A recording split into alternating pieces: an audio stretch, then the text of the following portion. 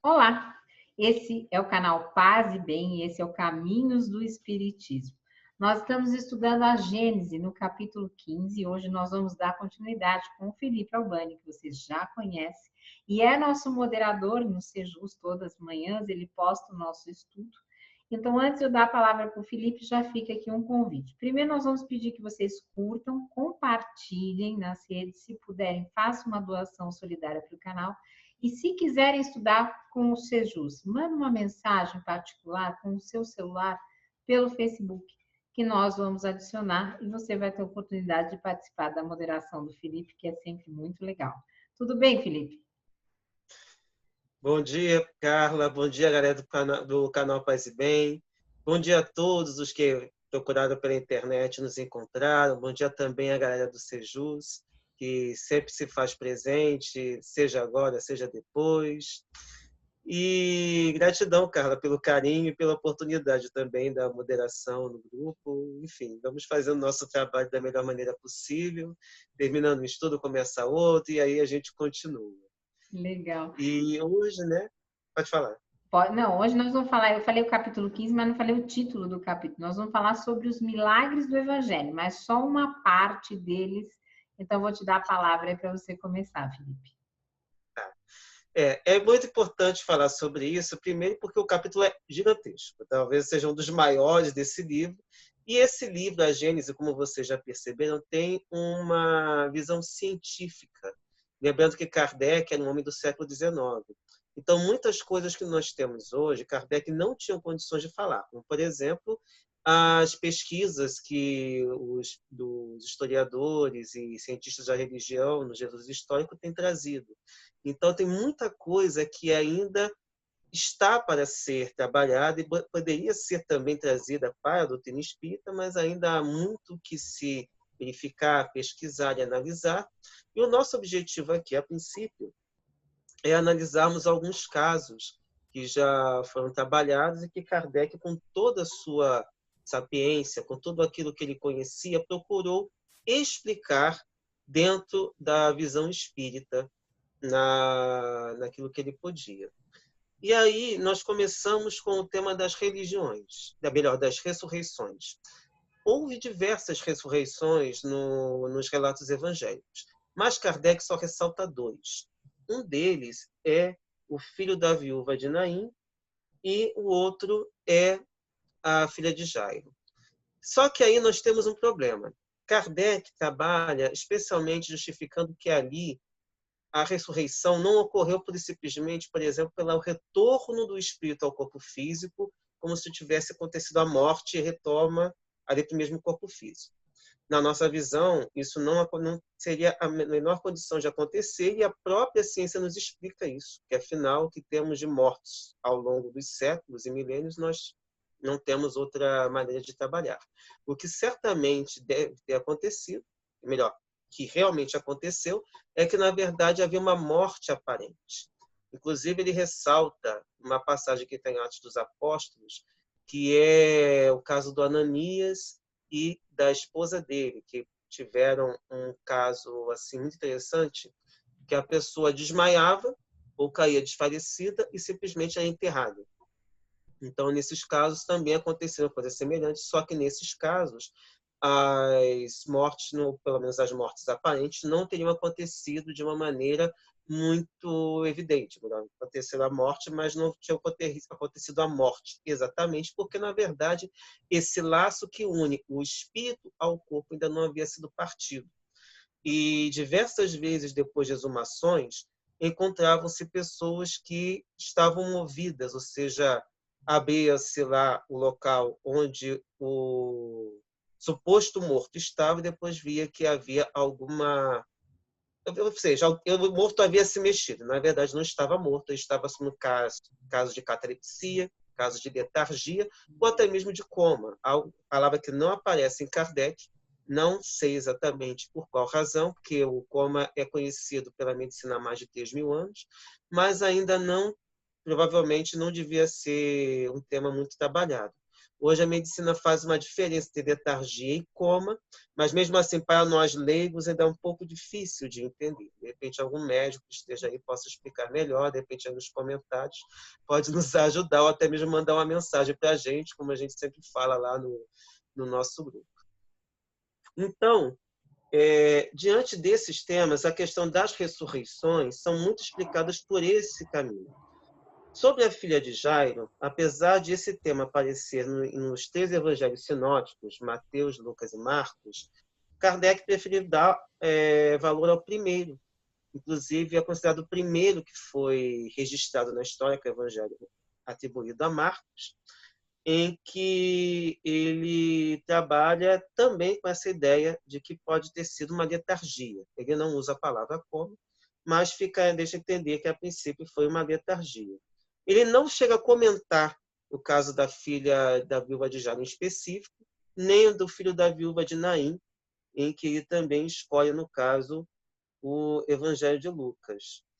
Mas ele procura, de qualquer maneira, explicar que o perispírito, ou melhor, o espírito se afastou do corpo, causou aquela morte aparente, como nós, durante o sono. Na verdade, existe toda essa questão de nomes, por exemplo, letargia, catalepsia, sono, todos eles são períodos de afastamento do corpo em relação ao espírito. O espírito se afasta do corpo e, nesse momento, dependendo do grau ou da atividade do próprio espírito, causa essa aparência de morte. Quando isso não acontece, então estamos nos que Kardec chama de estado de vigília. Quer comentar, Carla, alguma coisa?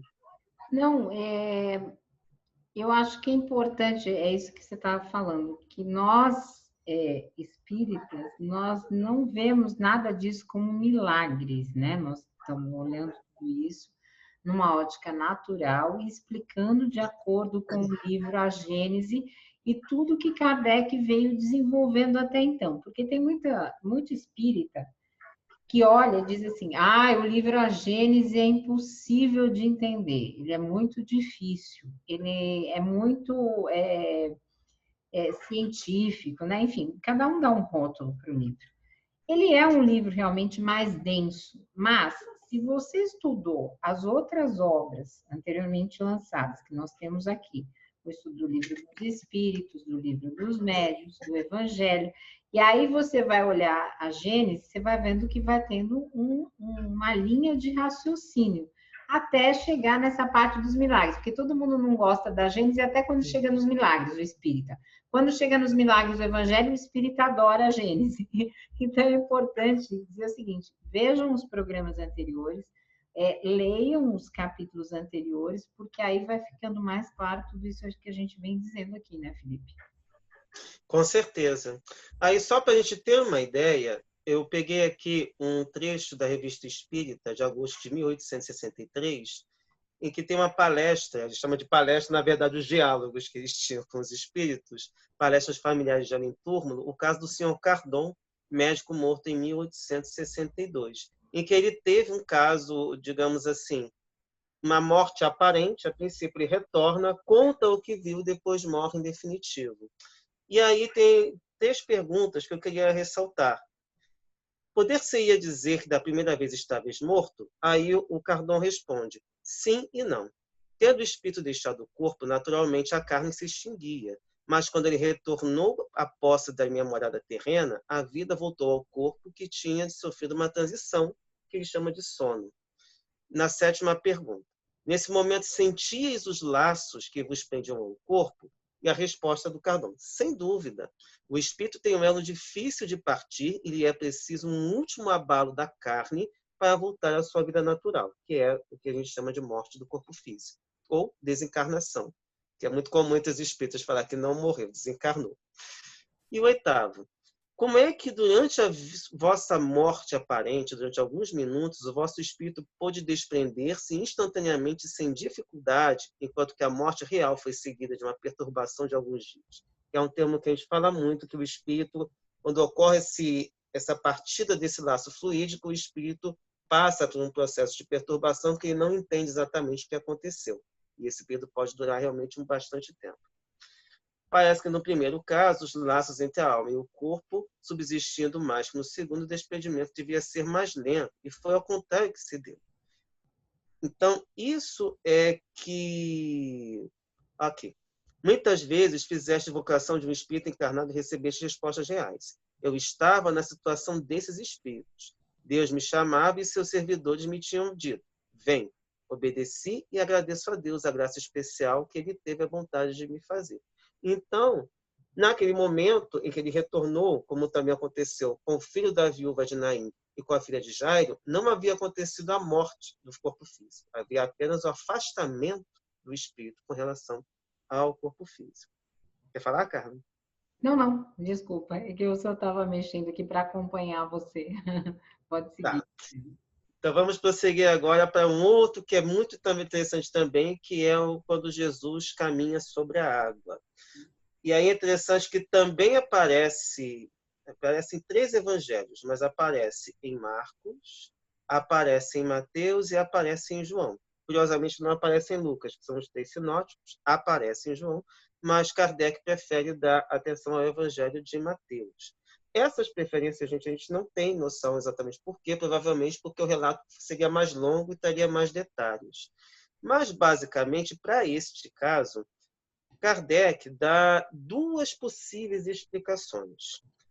A primeira é que Jesus poderia estar vivo, porém adormecido em algum lugar.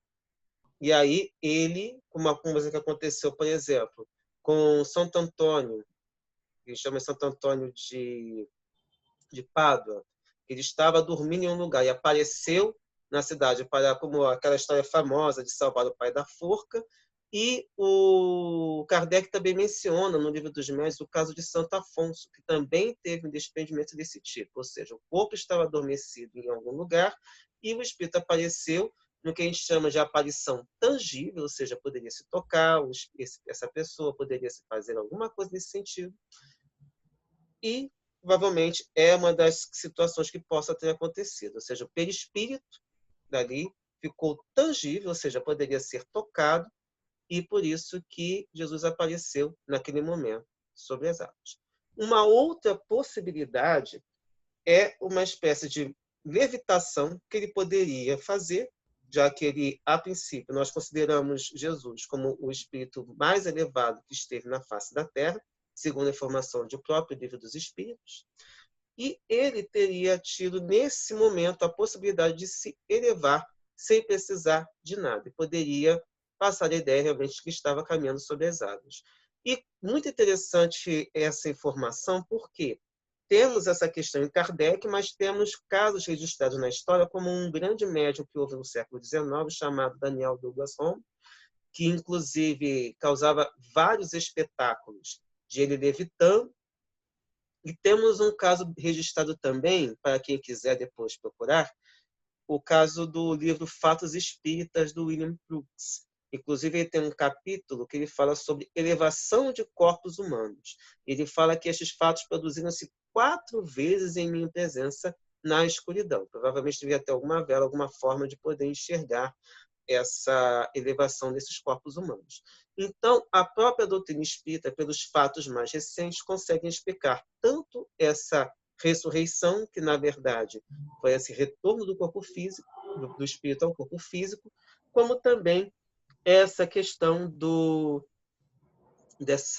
Jesus caminhar sobre as águas, pelo menos da forma como, da informação que chegou até nós. Quer falar, Carla, alguma coisa? Quero. Agora, deixa eu falar um pouquinho sobre os evangelhos. Primeiramente, deixa eu fazer aqui um comentário com vocês. A Universidade Livre Pampédia vai começar a ter pós-graduação semipresencial. Então, para quem estiver interessado, vai no blog. Por que eu vou contar isso? Porque você falou dos evangelhos e me lembrou a aula que eu tive sobre história do cristianismo com a Dora. Então, só para a gente, talvez isso nos dê um caminho do porquê Kardec escolheu Mateus. Por quê? Mateus, ele escreveu, quer dizer, os apóstolos, na sua maioria, eram analfabetos. A gente não sabe se eles escreveram ou alguém escreveu por eles, o que é muito mais provável. Mas o Mateus, ele estava mais inserido dentro das tradições, mesmo do Evangelho. Supõe-se que foi escrito mais ou menos no ano 50, o Evangelho de Mateus, e ele era o que sabia escrever, porque o Mateus era cobrador de impostos, a maioria era analfabeto, mas ele sabia escrever. Então, talvez tenha uma opção por isso. Por quê? O Marcos, o Evangelho de Marcos, ele vai ser aquele que vai falar mais do velho Jesus, né?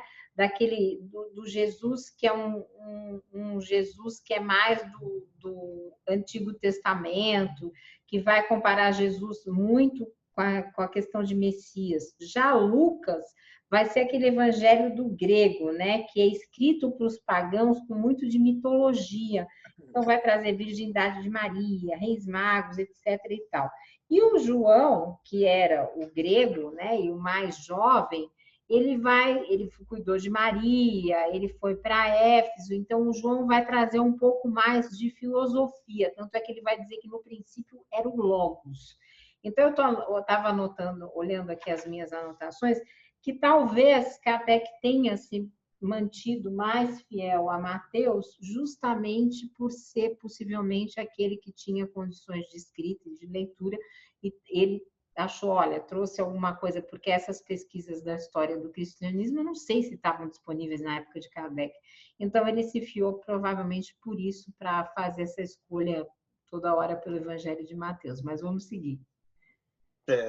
E sem falar que recentemente tivemos Qumran e Nag Hammadi, né, trazendo novos textos que estavam ainda escondidos e que ainda estão sendo pesquisados. Tá aqui, ainda bem que você falou isso, porque essa aula a gente começou justamente, deixa eu pegar aqui a página, falando sobre os manuscritos de Qumran, né? Quando ali a gente vê justamente a questão dos saduceus, dos fariseus, dos essênios, né? Porque tem gente ainda por aí falando que Jesus viveu entre os essênios, e na verdade esses manuscritos não dizem nada disso, né? Que talvez João Batista tenha vivido entre os essênios, mas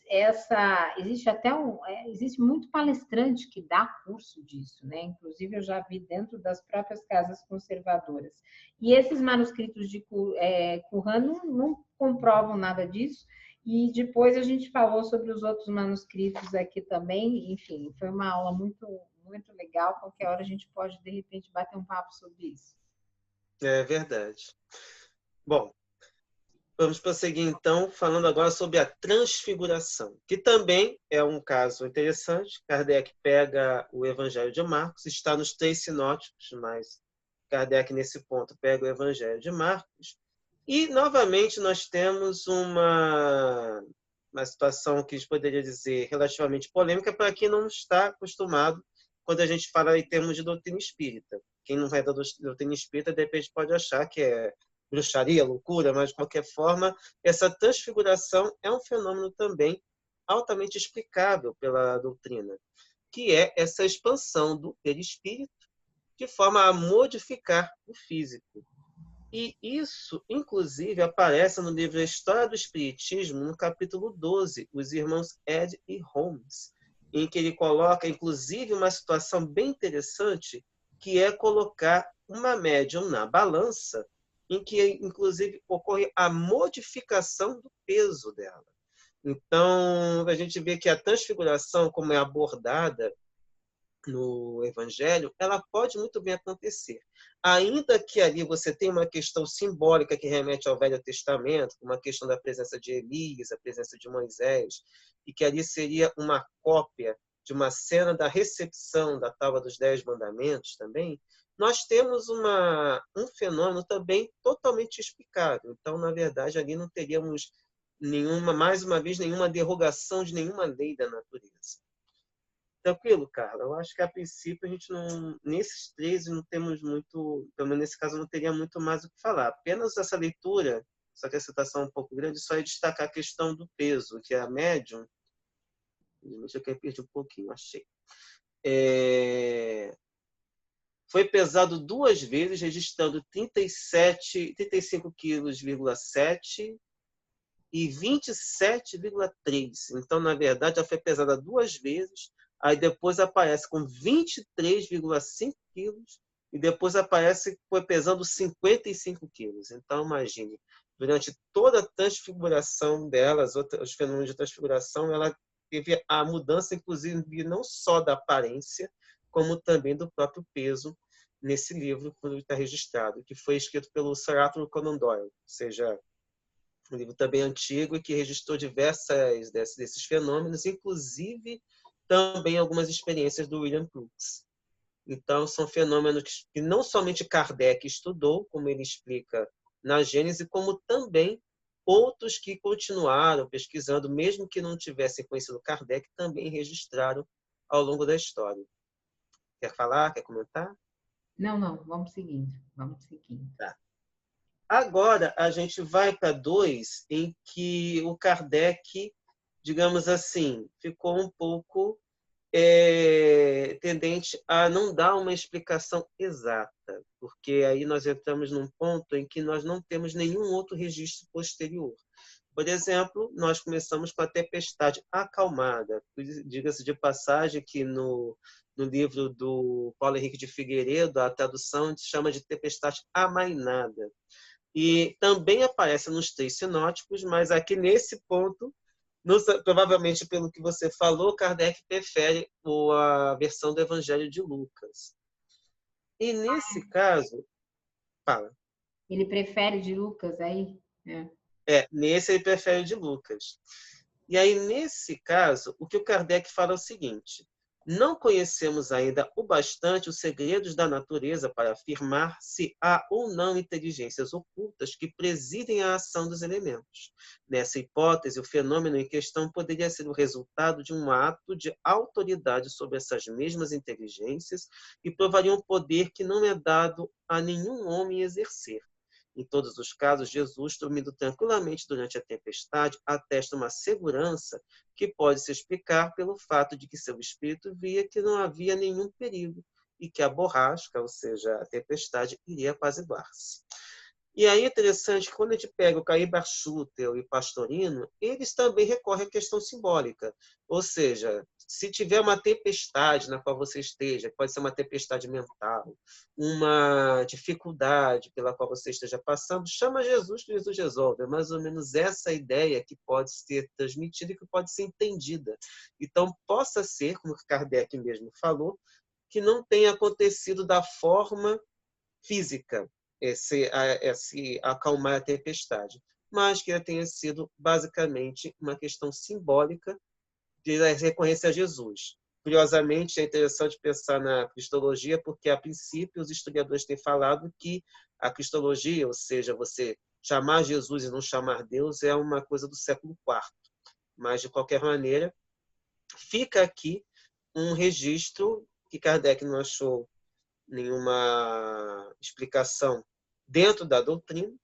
Posteriormente, há uma explicação que aí já envolve mais a teosofia, que aí até, por exemplo, a Blavatsky, que fala dos elementais, mas não é um tema que é muito falado dentro da doutrina espírita, a não ser de quem seja adepto da teosofia, que fala desses irmãos que estariam na natureza trabalhando com esses fenômenos. Nós não trabalhamos, não colocamos isso em pauta porque a doutrina espírita, especialmente na parte de Kardec, não chegou nesse ponto. Até porque a preocupação dele era trabalhar o espírito. Ele mal fala dos animais, mas a única coisa que ele sabe, ou pelo menos que ele coloca para a gente, pelo que os espíritos passaram, é que é um outro sistema. É diferente do nosso. Quer falar, Carla, alguma coisa? Legal. Não, vamos seguindo aqui. Eu esqueci de contar o tempo, para variar um pouco. Eu sempre esqueço de contar o tempo. Já passaram-se 20 minutos, Bom, basicamente. Estou aqui em 24 minutos. Ah, você está contando? Legal. Legal. Então, vamos... Espera aí, o som. O som. Voltando. Tá sem som? Tava sem som. Volta a sua última fala que estava sem som. Ah, tá. Não, é que eu estava vendo o cronômetro. No início eu tinha esquecido de colocar o cronômetro, mas eu tinha marcado o horário. Então, foi mais ou menos na minha cabeça. Tá bom. E aí nós caminhamos para o último tema de hoje, que também é uma questão simbólica, a princípio, que é das bodas de Caná. E aí temos várias polêmicas, se pudéssemos colocar, mas não é o objetivo nosso criar polêmicas, é apenas trazer as explicações, especialmente as de Kardec. Para começar, só aparece em João, que é justamente o evangelho mais diferente, o evangelho que, inclusive, na época da composição do cânone da Bíblia, alguns estudiosos da época diziam que ele é herético, ou seja, não seria um texto digno de estar na Bíblia, mas entrou. E fica essa questão do registro desse caso das bodas de Caná, que seria o primeiro milagre que Jesus teria realizado. Tem toda aquela polêmica da palavra mulher, mas não vamos entrar nesse caso, porque afinal temos questões que estão envolvidas àquela situação que não nos cabe, neste momento, discutir. O que o Kardec coloca é o seguinte: ele, a princípio, considera que esse milagre, a princípio, não teve tanto impacto no decorrer, até porque nós não vemos outros casos de Jesus transformando água em vinho ou qualquer coisa nesse sentido. Então, o que ele percebe e que outros estudiosos também seguem no mesmo sentido. É mais racional ver aí uma dessas parábolas tão frequentes nos ensinamentos de Jesus, como a do jovem pródigo, no festim de bodas e tantas outras. Ele teria feito O som.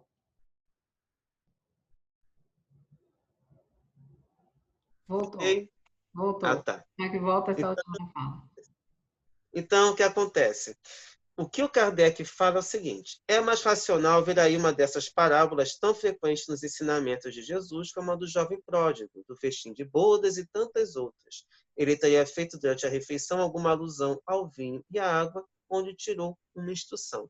Então, muito provavelmente, fisicamente, historicamente, isso pode não ter acontecido, na visão de Kardec. De qualquer forma, na tradução da Albertina Seco, ela menciona, como hipótese, a transformação que poderia ter ocorrido pela obtenção de substâncias extraídas da natureza que poderiam ter sido teletransportadas pelo fenômeno de transporte ou trazimento, e adicionadas à água pelo poder magnético de Jesus. Inclusive, Kardec, nesse ponto, fica numa certa dúvida de tudo ser explicado pelo magnetismo. Então, ele prefere, por uma questão de cuidado, de zelo pela figura do mestre e também pela questão científica, não entrar nesse ponto. Até porque nós não temos nenhuma outra notícia, nem na época dos alquimistas, dessa mudança de água para vinho.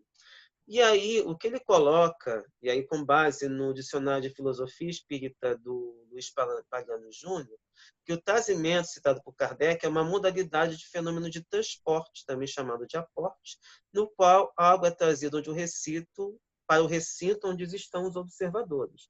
Por exemplo, num lugar fechado, de repente aparece um vaso de flores. Isso é um fenômeno que, em algumas casas que ainda têm reuniões de